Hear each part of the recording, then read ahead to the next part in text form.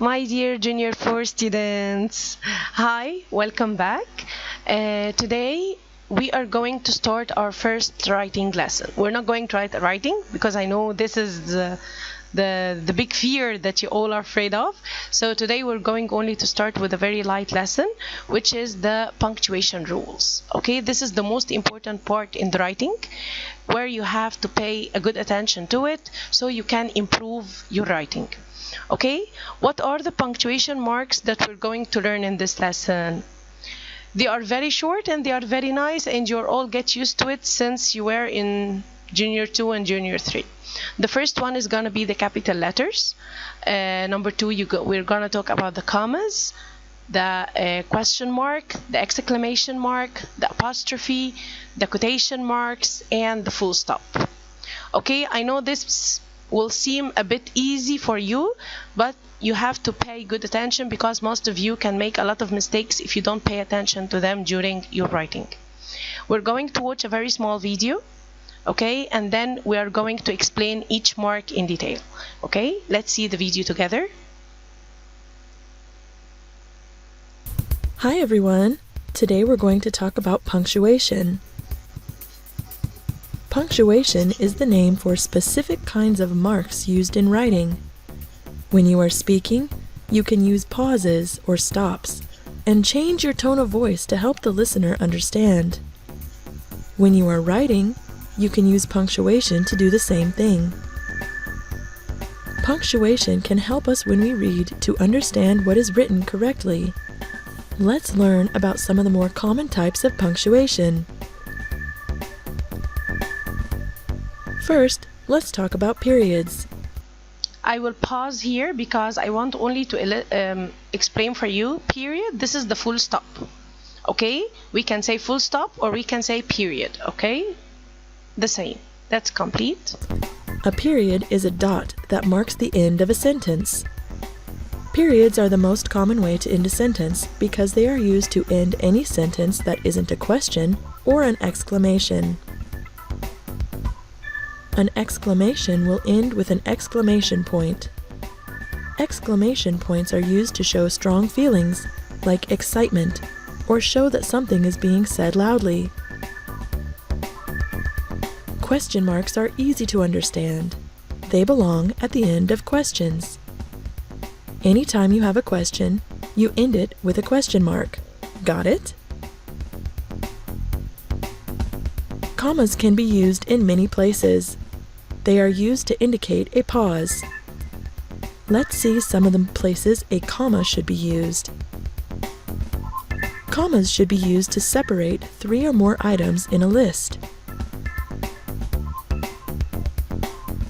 They are also used to separate compound sentences, 2 complete sentences connected by a conjunction like and, but, and or. Commas are used after introductory words, clauses, or phrases to set them apart from the main sentence. You should also use commas to separate the name of a city from its country or state, and to set apart the day of the week or month when writing a date. Finally, commas are used to separate quotations from the rest of a sentence. A quotation is something that someone else has said or written. Quotation marks are used at the beginning and end of a sentence or phrase to show that it is being written exactly the way it was written or said originally. The last punctuation mark we are going to talk about today is the apostrophe. Apostrophes can be used in a contraction to show that there are missing letters. Apostrophes are also used to show possession, or that something belongs to someone. There are still more types of punctuation to learn about, but I hope this helped you to understand how to use basic punctuation marks. Goodbye till next time! Okay, did you like the video? I want you to watch it again, and I want you to pause and read the examples that are found inside the video, okay?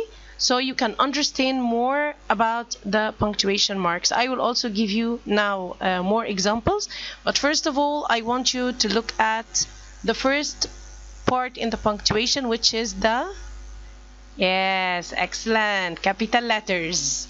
Okay, this is the most important one. Okay, and I have here Captain Capital. Okay, this is our dear friend. And Captain Capital here is going to tell you what are the things that you should capitalize in a sentence. What are the things that you should make it capital inside the sentence? I have number one, letter I. Whenever I say I, whether I came at the beginning of the sentence, in the middle of the sentence, anywhere, you should make it capital, I. And usually I can say I at the beginning, or if I say my family and I, my friends and I. So anywhere in the sentence you see I, you start to make it capital.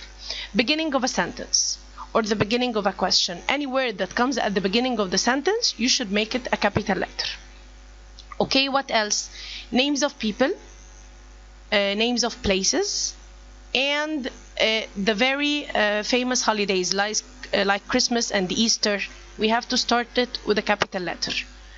What else? Month of the year, January, February, March, all of those should be capitalized. Days of the week, Sunday, Monday, Tuesday, all of the days of the week.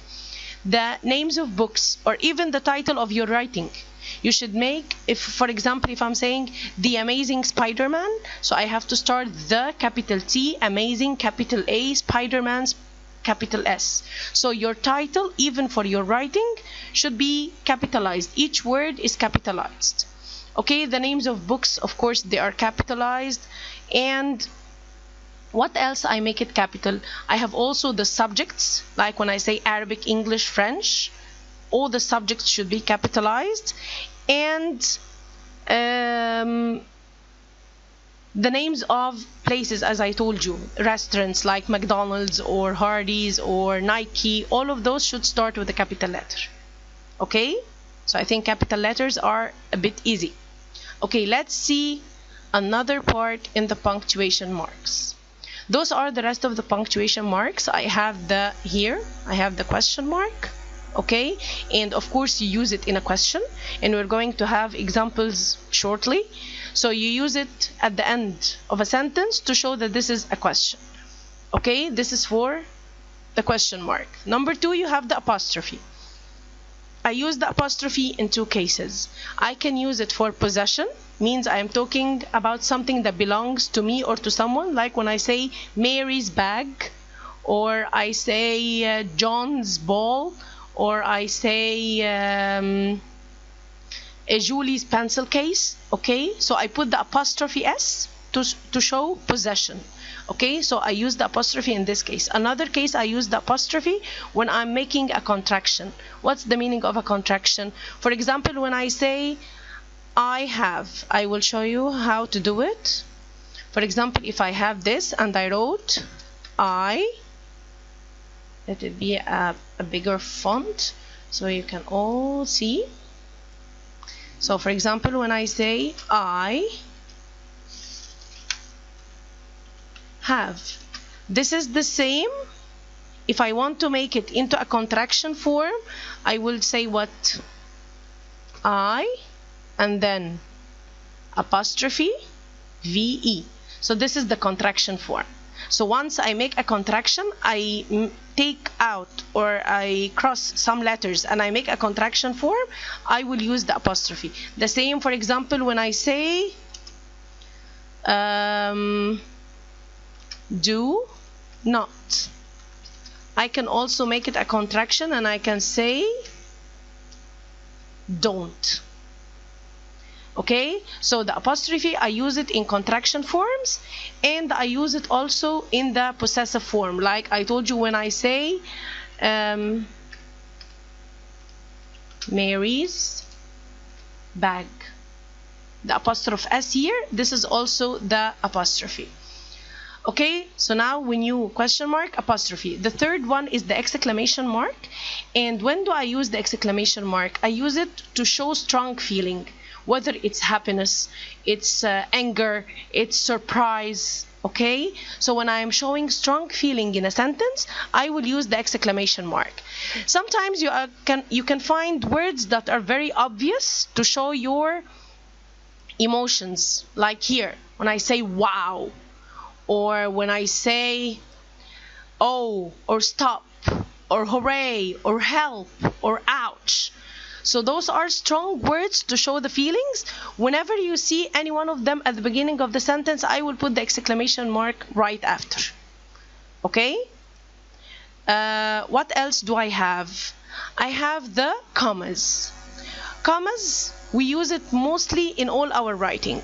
I can use the commas in a listing form. What's the meaning of listing? For example, when I say I love to eat chicken, comma, pasta, comma, salad, comma, and fish. So I have listing. I have 4 things, so I keep putting commas between all the words until I reach before the last one. I'll put and. Okay? So this is the first usage of the comma, where you can use it with the listing. Another thing, when I use it when you write your date, I write Wednesday, comma, 15th of December, comma, 2020, for example. So I use it to separate the date between the day and the month, and between the month and the year. Where else I can use it? I can use it to separate cities and countries. When I say I live in Alexandria, Egypt, so I will write Alexandria, comma, Egypt. And of course, Alexandria and Egypt are capital letters. So this is another way. So I use it in the date. I use it with the cities and the countries. I use it with the listing when I'm talking about many things and I'm doing like a list. I use it when I have quotations. Do you remember the quotation marks that we are going to talk about later? The quotation marks, when you have asked Ben or said Julie or whatever, you have to put a comma before this. Okay? Of course, if the sentence between the quotation is not a question or an exclamation mark. If it's we're going to say, if it's a question, you're going to end the quotation before you close the quotation. You're going to put a question mark. Or if it's an exclamation, you're going to put an exclamation mark and close the quotation. If it's not any of those, not a question mark or a quotation or an exclamation mark, you're going to put a comma and then close the quotation. Okay? So here also I can use the comma. When else do I use the comma? When I'm talking politely. Can you lend me your pencil, please? So when I say the word please at the end of the sentence, I have to put a comma before please. Okay? Because this is a polite request. The last one that I have, the quotation marks, as I said, this is, I put it, if someone is talking, I put it around the actual words that this person said. For example, if he said, Mom said, tidy up your room. So I will say, Mom said, this is not the actual words. What are the actual words?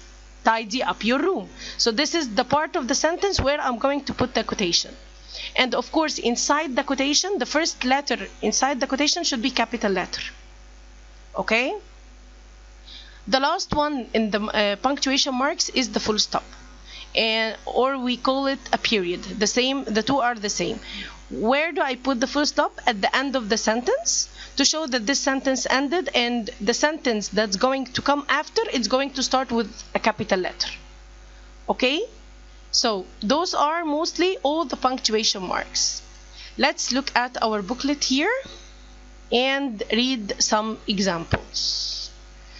So here we have the capital letters, and of course, like I told you, names, proper nouns like Tom, Paris, Friday, April, titles of books, films, name of films, or as I told you, the name of the title of your writing, the subjects, English, Arabic, French. Okay, here the commas, like when you have Mary, listen to me. So this is like a part of a sentence, and then I will complete the sentence. So Mary, listen to me, I will put a comma. If I have listing, please buy eggs, milk, butter, and flour. So I am having a lot of things like a list. So I keep putting commas, and before the last one, I will put and. This is for the listing. As I told you, you can have it with the cities and the countries, and we're going to see examples in the questions. The question mark at the end of the question, where did you go yesterday? or what time is it. The exclamation marks, this is, as I told you, to show anger, surprise, anger, or joy. Joy means happiness.